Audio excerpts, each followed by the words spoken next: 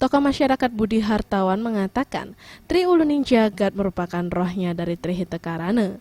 Jika Bali diganggu oleh pembangunan yang tidak sesuai dengan dresta kuno umat Hindu di Bali, bisa saja menjadi awal kehancuran Bali. Generasi muda penerus bangsa, khususnya di Bali, diharapkan untuk bisa menjaga dan mempertahankan Tri Uluning Jagat Bali itu. Itu adalah dengan menjaga Tri Uluning Jagat Bali. Tri Uluning Jagat Bali itu adalah rohnya Trihita Karana. Nah kalau sekarang rohnya ini diganggu, ada pembangunan-pembangunan yang tidak sejalan dengan dresta kuno umat Hindu di Bali, ini akan melanggar kesucian Pulau Bali. Nah oleh itu akan ada kehancuran di Bali.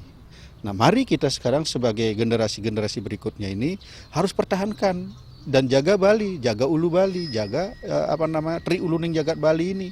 Karena inilah yang disakralkan oleh para leluhur kita, para pendiri Hindu, para pendiri Pulau Bali, para pendiri perayangan yang ada di sejebak Jagat Bali ini.